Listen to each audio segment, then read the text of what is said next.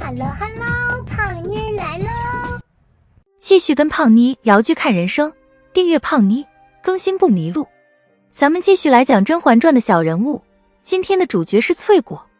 翠果是一个出镜很少的小人物，竟然喜提甄嬛名场面之一，翠果打烂她的嘴。另外，这个名场面也引发了许多人对翠果的惋惜之情，因为甄嬛明确地对翠果允诺，你会因为你的善心得到好报的。而翠果最终的结局是被推进了荷花池，于是大家认为甄嬛的这个允诺没有兑现。实际上，甄嬛说话算话，她兑现了对翠果的允诺。这个时期的甄嬛虽然遭遇第一次小产受挫的低谷期，但是她仍处在有美好的人生愿望和期待的阶段。愿望是指那些心有所向的东西，是一种心理倾向，是一种心灵的满足、惬意和圆满。胖妮在早期的影片讲过，甄嬛能大获人心的特质就是她遇事讲理。比如她以汪景祺有错，她自己担着，若连她的家人亲眷，连远亲都被连累的，只怕有些无辜，若为此怨声载道，臣妾替皇上不职为由，劝说皇帝要大度，不要问责汪景祺的家人亲眷。在甄嬛看来，皇帝作为上位者，以大度能容、慈悲为怀，营造他在人们心中的好形象，这就是很符合情理和道理的事情。可是不管是在职场还是生活中，屁股决定脑袋。会讲道理只是一种逻辑思维，重要的是你站在什么立场，出于什么利益诉求。否则单纯的讲道理就成了站在道德高地上说话不腰疼。尤其是在面对冲突的时候，讲理会演变成一种弱者思维，渴望通过积累道德资本压制住并不在乎道德的对手，这不仅很被动，还很容易自我内耗。讲理是好品质，但要分人、分场合、分情况，更重要的是不能寄希望于每个人都和自己一样讲理，尤其在职场中。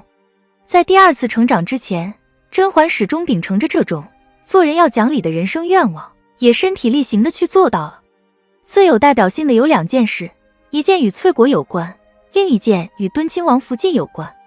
敦亲王福晋在甄嬛小产后的低谷期前来探望，事后惹得甄嬛感慨，我病了这么些日子，不想却还是他肯来看我。所以后来敦亲王落为阶下囚的时候，甄嬛暗中帮忙，让皇帝给了他儿子一个虚爵。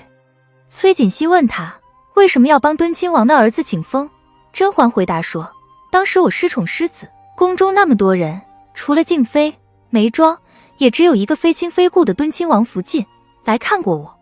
显而易见，甄嬛这是在报恩。也许很多人会问，那甄嬛为什么还要在皇帝面前告了敦亲王福晋的状，在敦亲王痛打言官的事情上算计利用敦亲王福晋？这一点也是因为甄嬛是讲道理的，所以善意这种东西是一码归一码的，是一次善意得到一次好报，不是善良一次就一劳永逸的。私以为这就是甄嬛讲道理的好处，尤其在职场里，甄嬛在这点上的讲道理可以适当借鉴。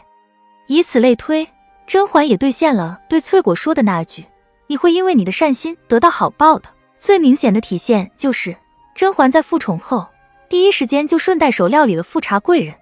结果富察贵人吓疯了，齐妃也慌了，大雪飘飘的日子里来甄嬛宫门前求见。甄嬛给的回应是不见，且让小允子给齐妃带话说，你且去告诉他，富察贵人的事不会连累他，夹竹桃的事情我也不想再追究，让他好自为之吧。甄嬛的角度来说，富察贵人给了齐妃警醒，她也就收手了。一方面因为齐妃是三阿哥的生母，另一方面长街之辱主要是富察贵人怂恿篡夺齐妃的。更重要的一点是甄嬛想要救翠果一命。齐妃在甄嬛手里的把柄就是长街之辱和夹竹桃事件，这两件事可都是齐妃派翠果亲自做的。如果甄嬛追究，不管皇帝如何处置齐妃，翠果肯定是第一时间受罚遭罪的那个。因此甄嬛不追究齐妃，就是保了翠果一条命。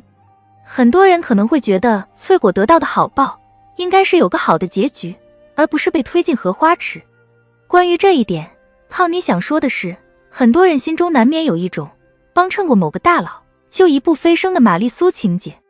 事实上，大佬不是傻子，这份善良的情谊有多种，人家心里拿捏得很清楚，即便理想主义如甄嬛，她对翠果的善意给予的回报也是有限度的，因为翠果给她的善意本身就是有限度的。她在甄嬛在南康无助的时候，给了甄嬛一缕善意和关怀。有个很微妙的细节，导演安排得很好，翠果看着甄嬛一瘸一拐地走去，她袖手站在原地，弱弱地看着甄嬛，然后有些担忧地低下了头。私以为这世界上的善良有两种，一种是主动的善良，本身就有做善事的能力，一种是被动的善良，是怕担责任，本质上是一种自保。很显然，翠果属于后者。甄嬛可贵的地方在于，她不仅能识别出善意，还能给出反馈，这在生杀予夺的后宫名利场已经实属难能可贵。然而，甄嬛也因为这种知恩报恩的善良，被别人当作算计的把柄。皇后就是拿甄嬛给敦亲王的儿子请爵来挑拨皇帝和甄嬛关系的，目的就是让皇帝得出一个甄嬛同情他的政敌的结论。可见后宫名利场把人性扭曲到何种地步。后来甄嬛回宫做到狠而无心，某种意义也是对识别善意、回馈善意这种愿望的阉割，她再也没有对谁善良过，成了太后那样的人。最后就不得不提一下，翠果究竟是谁杀死的？胖妮斯认为是太后杀死的。太后质问皇后的说辞是这样的：你急着杀了齐妃身边的翠果灭口，把她推进荷花池，殊不知翠果怕被牵连，一早就跑到哀家跟前，把她所见所闻都告诉了哀家。皇后回：可翠果的确不是臣妾所杀。之前看这段对话，我理解的是，在皇后把翠果推进荷花池之前，翠果跑来向太后求救以谋自保，但是太后并没有干涉，任由皇后杀死了她。如今细看多次后，胖妮恍然意识到，翠果是在她向太后说明完具体情况后，被太后推进荷花池的。太后是政治家，她会允许翠果说完详情后放任翠果而去吗？不可能。她必须帮皇后料理好这个纰漏，不是为了维护皇后，而是维护皇后的后位以及家族利益。牺牲一个小人物，维护他想要维护的整体利益，还顺带着趁机问责皇后，多一个拿捏皇后的把柄，这就是太后的政治思维。杀人放火金腰带，修桥补路无尸骸。如今的太后就是对未来甄嬛上位太后的预言。其实看懂了甄嬛是很难真正喜欢她的。